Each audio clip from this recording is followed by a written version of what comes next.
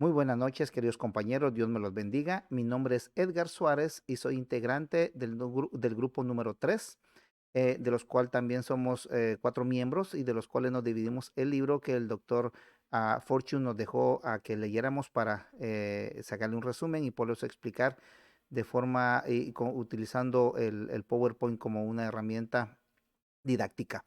Así que paso a lo siguiente. Vámonos a lo que es el libro. El libro que nos tocó investigar se llama Introducción al Nuevo Testamento y Teología del Antiguo Testamento. En lo personal me parece un libro muy bueno.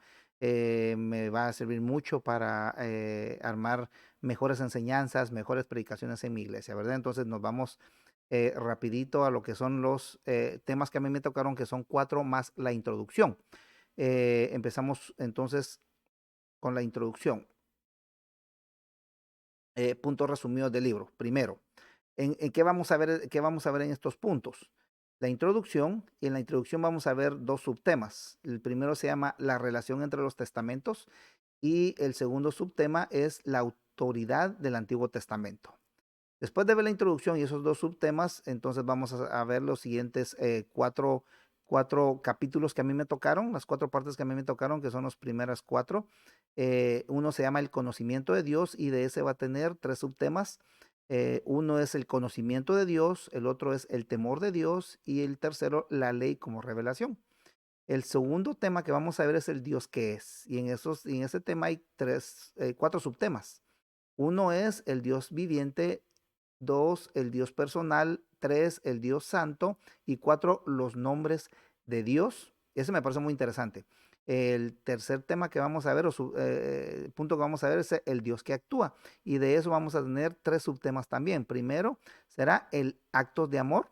Segundo, actos de justicia. Y tercero, amor en la libre elección de Dios. Y el cuarto tema, que lo puse por separado porque en lo personal me parece un buen tema que vamos a discutir, es el Dios que elige. Ese me pareció, creo que lo mejor que he leído hasta el momento, de lo que en muchas dudas se refiere a este tipo de dudas o de preguntas que existen en nuestro ámbito cristiano sobre por qué Dios elige, ¿verdad?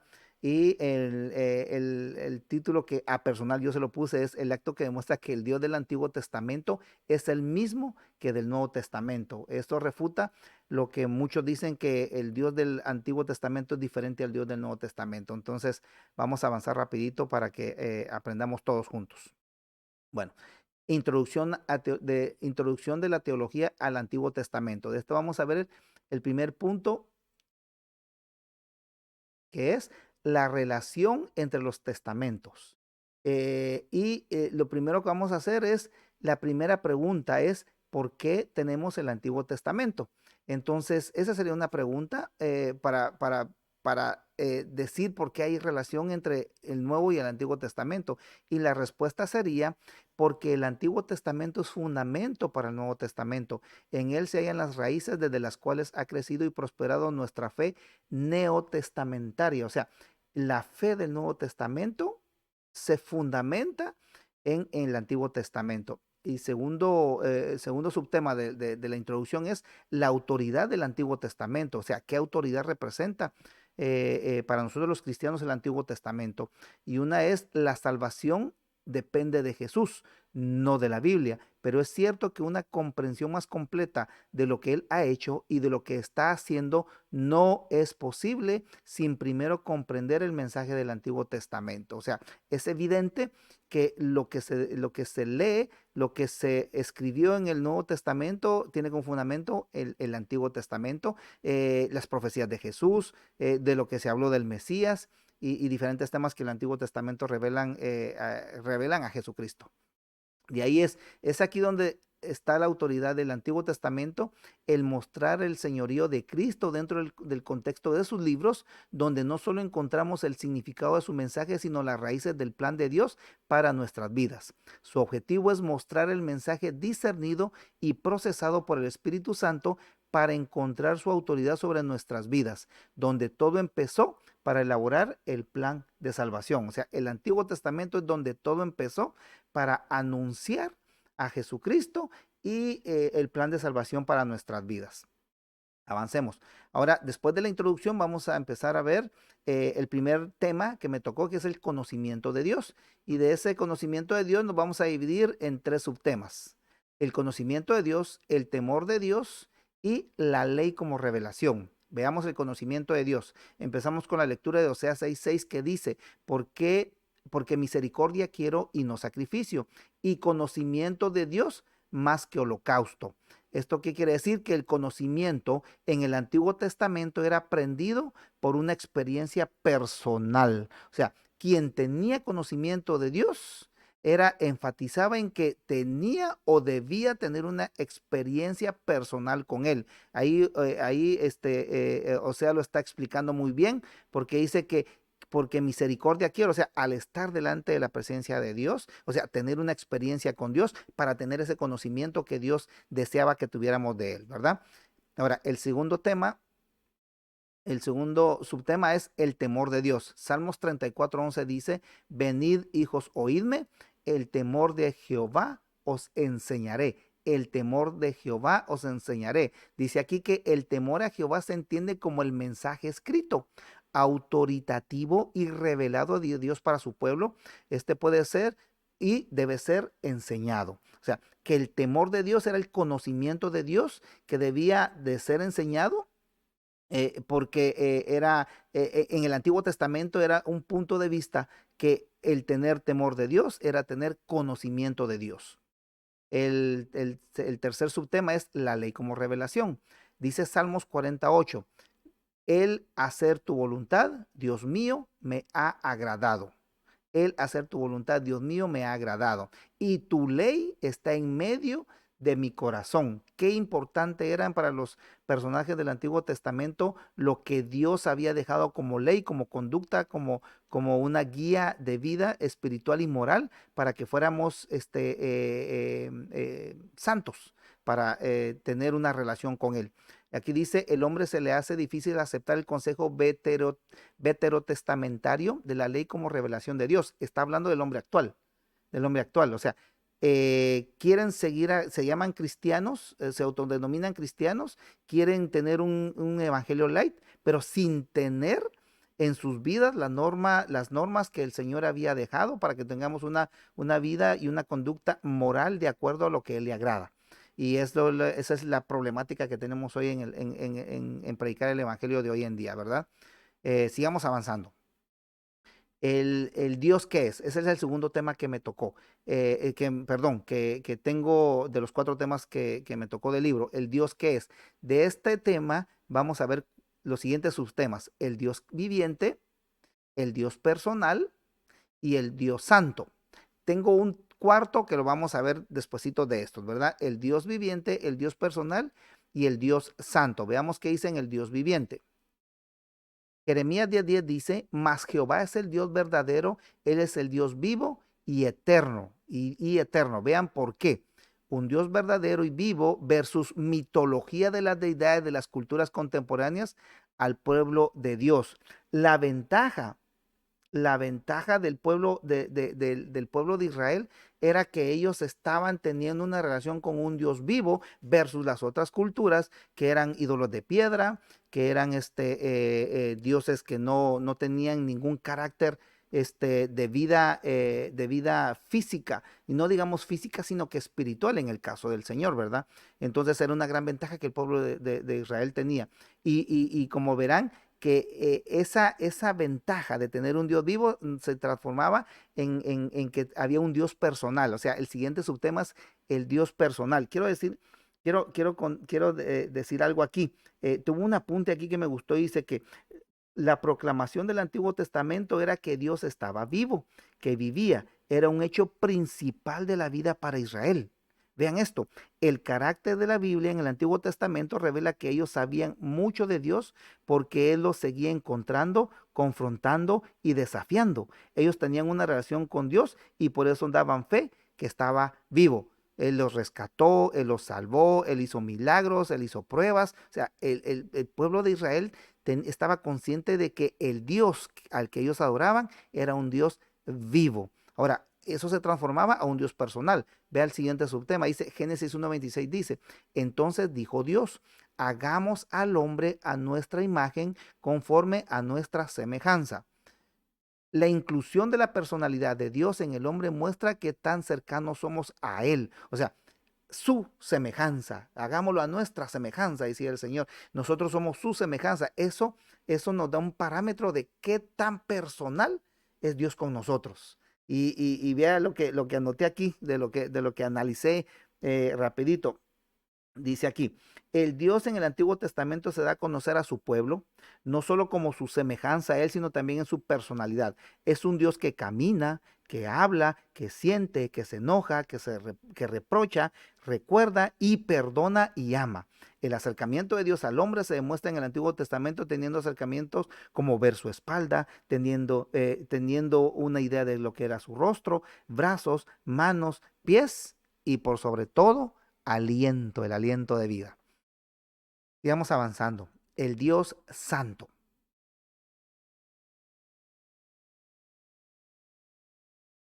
Perdón, el Dios Santo. Primera de Samuel 6:20 dice, ¿quién podrá estar delante de Jehová, el Dios Santo? ¿A quién subirá desde nosotros? La santidad describe la misma naturaleza de Dios. El término santo llegó a ser en el Antiguo Testamento mismo sinónimo de Dios, mismo sinónimo de Dios. Pero vea esto, fíjese que hice una investigación rapidito, aquí está. Vea lo que encontré. En tiempos del Antiguo Testamento, el término santo era para describir objetos o personas que se habían separado de lo secular. El término al principio no tenía un carácter moral, o sea, el término santo en la antigüedad no tenía un carácter moral todavía. Por ejemplo, anécdota de las prostitutas de Baal en los escritos antiguos. Habían escritos antiguos en las cuales las prostitutas o sacerdotisas de Baal las denominaban santas.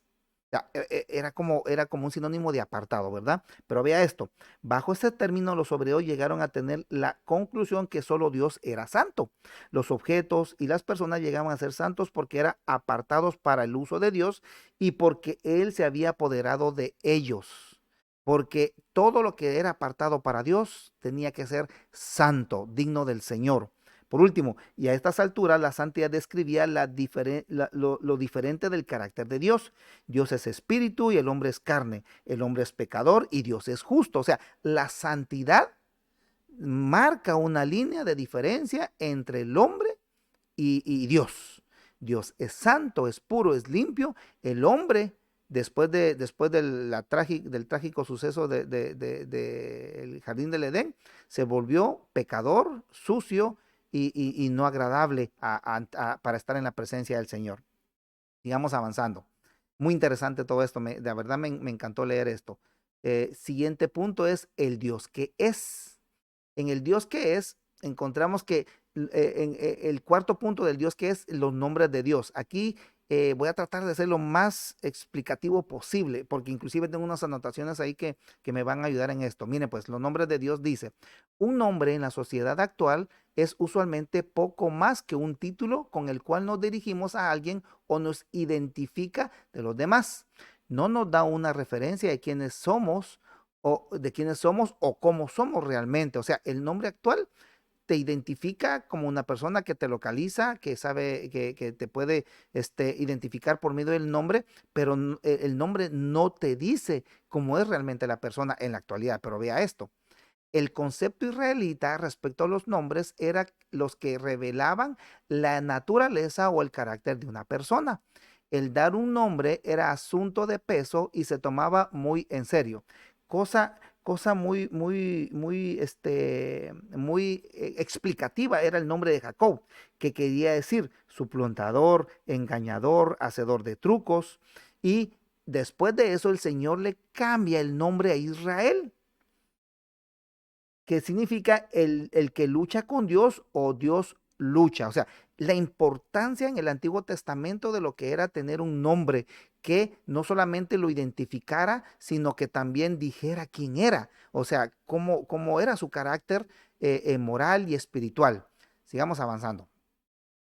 Los hebreos eran un pueblo semítico, o sea, su lenguaje tenía una base común con otros pueblos contemporáneos. Ellos, como otros pueblos, ocupaban de el vocablo él para Dios. Prácticamente se convirtió como un referente de quién es Dios. Su significado de raíz proviene de sinónimos como poder o fuerza, centrándose en el poder de Dios actuando en el mundo. Y aquí vean lo que tengo como ejemplo. O sea, el vocablo él en el Antiguo Testamento significaba como un poder o como una fuerza. Y es por eso que de ahí sirve como un prefijo al nombre explicativo de Dios. Por ejemplo, el Elión, o sea, el Dios altísimo. El Olam, el Dios eterno. El Roy, el Dios que vive. Y el Betel, que significa Dios de la casa de Dios o Dios de Betel. O sea, el prefijo el era muy importante no solamente para completar el nombre del Señor, sino que para decir que lo que representaba el Señor era poderoso, era fuerte, constituía una fuerza. Una fuerza. Como anécdota, yo tengo en mi iglesia, el grupo juvenil se llama Generación Mekadesh, y ese nombre es un nombre de Dios, que es Jehová Mekadesh o el Mekadesh, que significa el Dios que aparta a su pueblo para santidad. Hermoso, hermoso nombre. Sigamos avanzando.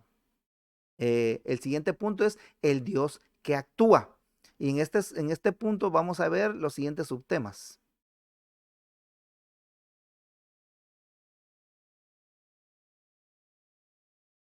Actos de amor, actos de justicia y actos de poder soberano. En actos de amor encontramos que en Malaquías 3:6 dice, porque yo Jehová no cambio. Porque yo Jehová no cambio. ¿Esto qué quiere decir? Desde mucho tiempo se ha dicho que en el Nuevo Testamento son los libros del amor y que el Antiguo Testamento son los libros de la ley. Algo totalmente falso.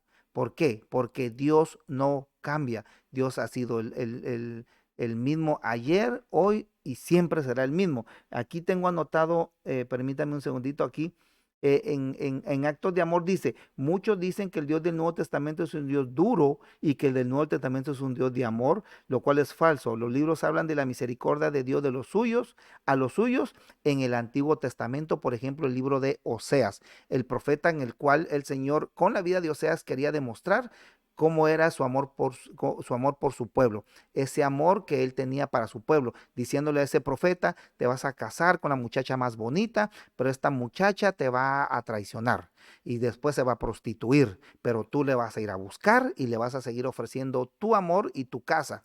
Y cuando lo haga va a regresar contigo, pero ¿sabes qué? Te va a volver a fallar. Y cuando se vuelva a ir, vas a volver a ir atrás de ella para decirle lo cuanto que lo amas. Vean, o sea, es totalmente falso que hablen de un Dios diferente a un Dios de amor del Nuevo Testamento, cuando en el Antiguo Testamento encontramos varios actos de misericordia, de amor y de compasión por su pueblo. Sigamos avanzando. Actos de justicia. Isaías 46:13 dice, haré que se acerque mi justicia, no se alejará y mi salvación no se detendrá. La naturaleza de Dios que se revela así es justa. Lo que Dios hace es justo. Lo que Él se proponga a hacer es justo. O sea, es un Dios de justicia donde todo lo que envuelve al Señor y todo lo que Él hace es justo, es lo correcto. Por eso es un Dios de justicia. No doy mayores explicaciones porque ya va avanzando mucho tiempo. Actos de poder soberano. Isaías 43:15 dice, yo Jehová, santo vuestro, creador de Israel, vuestro rey. O sea, él está diciendo que él es el rey, él es el soberano. ¿Qué es lo que nos quiere decir aquí? En el Antiguo Testamento, todas las obras de Dios son actos de poder. Los santos de Israel estaban seguros del poder soberano del Dios de Israel. O sea, el poder para los israelitas e incluso para algunos de sus enemigos reconocían la soberanía de Dios, porque inclusive los filisteos no querían pelear contra el pueblo del Señor porque ellos conocían al Dios de Israel, conocían que era un Dios poderoso y soberano. Sigamos avanzando. El Dios que elige. Aquí esto me encantó, sigamos avanzando. Dice, Deuteronomio 7:6 dice lo siguiente, porque tú eres pueblo santo para Jehová tu Dios. Jehová tu Dios te ha escogido para serle un pueblo especial, más que todos los pueblos que están sobre la tierra. Aunque en el Antiguo Testamento estaban seguros que Dios era el Dios de toda la tierra, también estaban seguros que era el Dios de Israel. Su decisión por elegirlos, liberarlos y después hacer pacto con ellos demuestra lo grandioso de su amor por hombres comunes y corrientes y con sus defectos.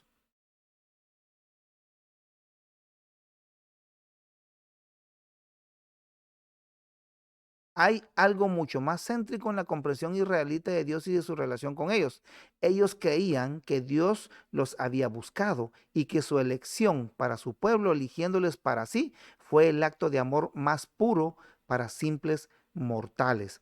La elección de Dios, o sea, el Dios que elige sobre un pueblo en el cual Él le entregó su amor, Él le entregó su lealtad, Él le entregó su fidelidad, era el acto de amor más maravilloso que podamos ver descrito en el Antiguo Testamento. O sea, vuelvo a caer a lo mismo. No es totalmente cierto, no totalmente, no es cierto y es totalmente falso que el Dios del Nuevo Testamento sea diferente al Dios del Antiguo Testamento. Y esta es una parte principal que lo demuestra. Ya por último, la verdad, traté la forma de hacerlo lo más compacto posible, pero la verdad es muy interesante y no quería pasar muchas cosas desapercibidas por salir del paso, sino que quería explicárselo de esta forma, con estas gráficas.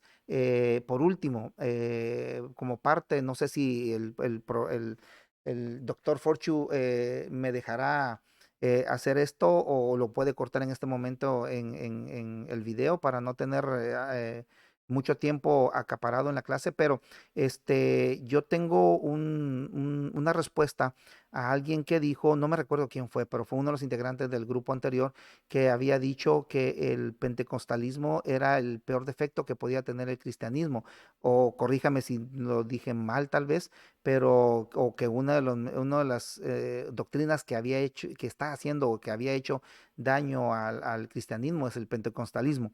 Vean, yo pertenezco en Guatemala, yo soy guatemalteco, yo pertenecía a iglesia, a Asamblea de Dios. O sea, yo soy de corriente pentecostal de pura cepa.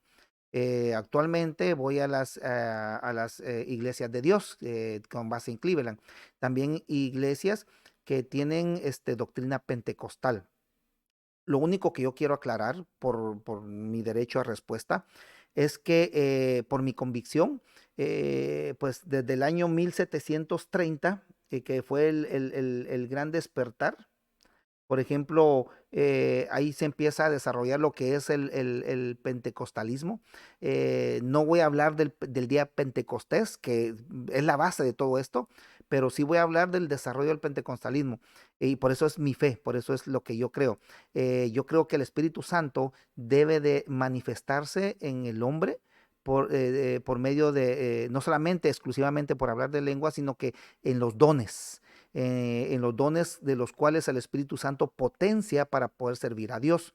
Y es cierto, como toda doctrina, por ejemplo, como los luteranos, como los presbiterianos, como los bautistas o metodistas, pues tergiversaron lo que es el pentecostalismo, porque la verdad lo más frecuente que escucho es que el pentecostalismo es desorden, pero no lo es, realmente no lo es.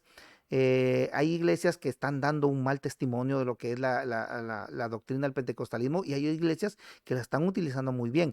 Yo me siento complacido de estar en una iglesia que lo está utilizando muy bien, donde creemos en hablar en lenguas, inclusive no solamente en hablar en lenguas, sino que en ejercer los dones que el Espíritu da. Eso es el derramamiento del Espíritu Santo y como pentecostales que somos, ese derramamiento pues no lo podemos evitar en nuestro corazón, tenemos que exponerlo, tenemos que cantarlo, avivarlo, danzarlo, demostrarlo físicamente, o sea, es como testimonio de que el Espíritu Santo desciende hacia nosotros y nosotros damos ese testimonio como fue el día de Pentecostés, cuando empezaron a dar voces en diferentes lenguas a personas que no entendían. Entonces, nuestra predicación se basa en esto, en que nosotros cuando somos bautizados por el Espíritu Santo, sí, danzamos, cantamos, pero también creemos, o hablamos en lenguas, pero también creemos que parte, que aunque alguien nunca haya hablado en lenguas, ha sido bautizado por el Espíritu Santo, demostrando los dones del Espíritu Santo,